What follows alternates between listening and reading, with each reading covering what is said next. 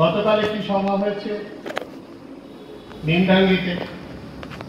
নিমডাঙ্গি তার জন্মস্থল ছিল, সেখানে হয়েছে, আজকে এখানে হচ্ছে।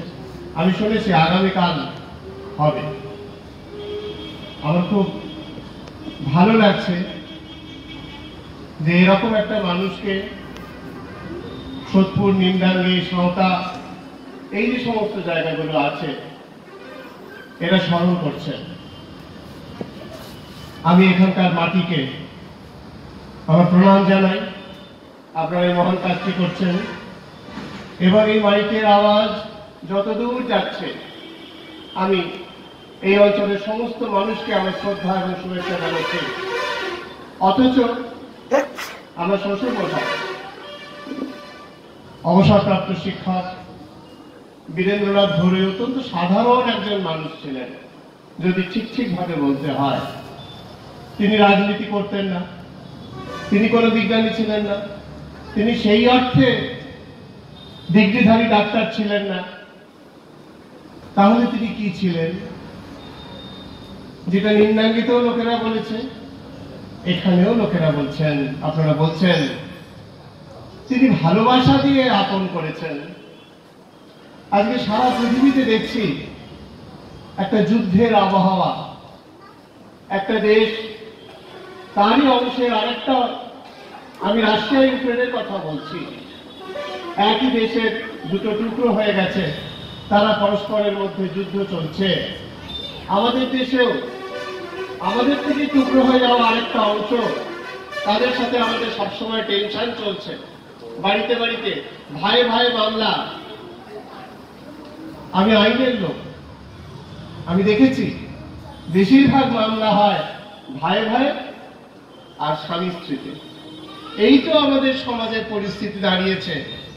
সেইখানে দাঁড়িয়ে আমি যখন আজ থেকে প্রায় 30 বছর আগে 1995 সালে তার বাড়িতে প্রথম আসি এবং প্রস্তাব দিই যে আপনার কন্যাকে আমি বিবাহ করতে চাই, এবং আমি বললাম যে আমি কোনো ধর্মীয় অনুষ্ঠান করব না, কোন রকম ধর্মীয় আচার পালন করব না। তিনি কিন্তু আমাকে গ্রহণ করলেন। এমন নয় যে তার উচ্চশিক্ষিত কন্যাটির আর কোনো পাত্র যুক্ত না, এরকম নয়, কিন্তু তিনি গ্রহণ করলেন। এই গ্রহিষ্ণু মন।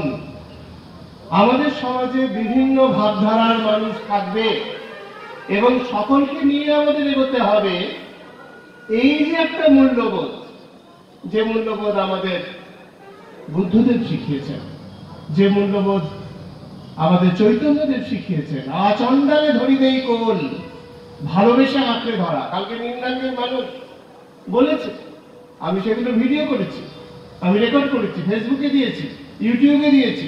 আপনারা এভাবে ভালোবাসছেন, সাধারণ মানুষও ভালোবাসতে পারে। আমি দেখেছি যে ভাই ভাই হয়তো বিরোধ হয়েছে, কিন্তু শেষ মুহূর্তে সেই বিরোধ তিনি অতিক্রম করেছেন। অনেক সময় মানুষ পারে না, তার অভ্যাসের জায়গা আটকে যায়। বীরেন্দ্রনাথ ঘরুই মহাশয় তিনি সেটা পেরেছিলেন। ভাই ভাই বিরোধকে তিনি অতিক্রম করে শেষ মুহূর্তে কাছে টেনে নিয়েছেন। এইটা আমি চোখের সামনে দেখে আমি আপ্লুত, আমার ভালো লেগেছে। এই জিনিসটাই অনুকরণীয়, যে তিনি ভালোবাসছেন। কালকে কাঁদতে কাঁদতে লোকে লুকিয়ে পড়ছে।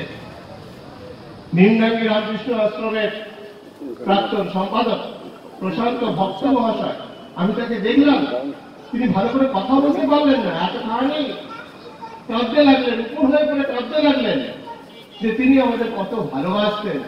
অনেকেই বলেছেন যে আমি অসুস্থ হয়েছি, গিয়ে ওষুধ চেয়ে এনেছি, পরের দিন সকালবেলা তিনি আমার বাড়িতে হাজির, বলছে আমি তো সারা রাত ঘুমাতে পারিনি, তুমি কেমন আছো?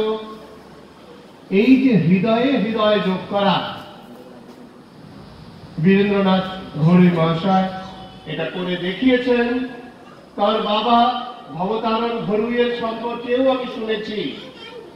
বীরেন্দ্রনাথ ঘরুই মহাশয় আমাকে, আমার সৌভাগ্য যে কোথাও কোথাও তিনি আমাকে নিয়ে গেছেন হাতে ধরে, বিভিন্ন অনুষ্ঠানে নিয়ে গেছেন। বাড়ি হয়তো আর কাউকে পাননি, আমায় নিয়ে গেছেন। ক্রমশই আমি তার হৃদয়ের অত্যন্ত কাছে চলে গেছি। আমি মেদিনীপুরে কাজ করি, কাজের ভার অনেকখানি। সেখানে আমি একা থাকি, আমাকে রান্না খাওয়া করে খেতে হয়, এবং অন্য সময় আমাকে নানা কারণে অফিসের পড়াশোনা এবং অন্য শৌখিন পড়াশোনা আমার করতে হয়। তো অনেক সময় তার ফোন এলে আমি বলেছি যে বাপি আমি এখন রান্না করছি, বাপি আমি এখন একটা লেখা দিচ্ছি, আমাকে এক্ষুনি দিতে হবে পত্রিকায়। পরে মনে হয়েছে কত আবেগের সাথে তিনি বলতে এসেছিলেন, আর তো তিনি বলবেন না। তিনি প্রায় সকালে রেডিও শুনে আমাকে ফোন করতেন, জানো আজকে এই বিশেষ দিন, এই বিশেষ বিষয়টা। তারপর বলতেন আমি তো এখন অত কিছু মনে রাখতে পারি না। আমি আবার তাকে সান্ত্বনা দিতাম, না না এই তো আপনি বলছেন, এই তো ভালো বলছেন তো, বলে আমি আরো কিছু তথ্য যুক্ত করে দিতাম। এইভাবে আমাদের একটা অদ্ভুত সকালবেলার ব্যাপার আমাদের থাকতো। কোনো দিন কাজের চাপে হয়তো সকালবেলা আমাকে বেরোতে হচ্ছে, কোনো কাজে দায়িত্ব রয়েছে, আমি হয়তো মোবাইল ফোন বন্ধ করতে বাধ্য হয়েছি, কারণ আমি সেদিকে মন দিতে পারছি না। এখন দুঃখ হচ্ছে। তার স্মরণে আমি একটা ছোট্ট কবিতা বলবো, রবীন্দ্রনাথের কবিতা কৃপণ। আমি ভিক্ষা করে চলতেছিলেন গ্রামের পথে পথে, তুমি তখন চলেছিলে তোমার স্বর্ণরথে। অপূর্ব এক স্বপ্ন সম লাগতেছিল চক্ষে মম, কি বিচিত্র শোভা তোমার, কি বিচিত্র সাজ। আমি মনে ভাবতেছিলেন একুন মহারাজ, আজি শুভক্ষণে রাত পোহালো। ভেবেছিলেন তবে আজ আমারে দ্বারে দ্বারে ফিরতে নাহি হবে, বাহির হতে নাহি হতে কাহার দেখা পেলেন পথে চলি